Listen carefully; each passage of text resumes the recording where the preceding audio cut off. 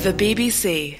Wales will play in Europe's top tier of the Nations League next time out after they beat 10-man Finland 3-1 last night to win their B group. Harry Wilson, Dan James, Kiefer Moore got the goals in that 3-1 win. Rob Page took the team in the absence of manager Ryan Giggs. Oh, absolutely buzzing. The change room's electric and it's brilliant. And I said, at the start of this camp, I want to finish off what Ryan started, and thankfully we've done that tonight in style.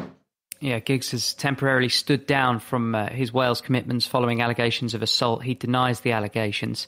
Scotland missed out on promotion to the top group, the A group. They lost 1-0 in Israel, would have been promoted if they won. Northern Ireland were relegated to Group C, the third tier, but they drew on the night with Romania. England against Iceland at Wembley was a dead rubber, but Gareth Southgate's young team did look really good in a 4-0 win. Best mates Mason Mount and Declan Rice put England 2-0 up. And Phil Foden capped his return to the starting team with the third and fourth. You're walking through the door and you're looking at everybody's faces and you know the last time you saw them was complicated.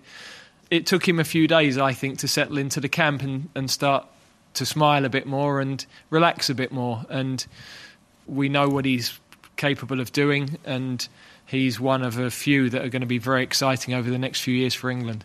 Yeah, Foden missed the October games for England, having been dropped for breaking COVID rules back in September. Also in football, Glasgow City are into the Women's Champions League last 32 for the 10th time in a row. They beat Iceland's Valur. Arsenal beat Tottenham on penalties in the Women's League Cup.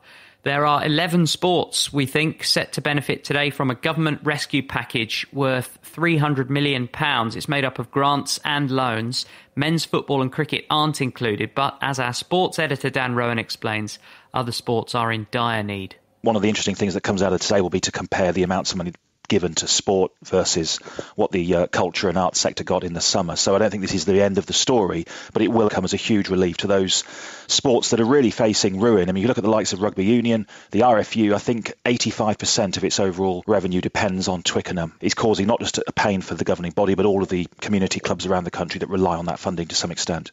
Rugby league, horse racing also, we think, set to benefit from that. It'll be announced later today. Lewis Hamilton says having more free time is one of the key sticking points in his contract talks with Mercedes. He's won 7 world titles. He is the sport's most successful driver, but says he still has much more to achieve. I would love to stay. I want to be here. I still feel energized. I still feel hungry. And what's crazy is that, yes, I've won this 7th title, but we have another big fight to win, and that's for racial equality and diversity within my sport, which I thought I would have helped shift just by being here, but I realised that's not the case. Lewis Hamilton's been speaking to BBC Breakfast TV. 3 South Africa cricketers are isolating because of COVID rules. 1 has tested positive, 2 are close contacts. They play England in short-form series starting next Friday. World number 1 Judd Trump landed a 147 break at the Northern Ireland Open snooker. He's into the last 32. World number 1 Novak Djokovic lost at the ATP Tour finals, but can still qualify for the semi-finals there. And 52,000 lucky people watched the Australian State of Origin Rugby League yesterday in Brisbane. That is a global attendance record post-COVID. BBC Sport.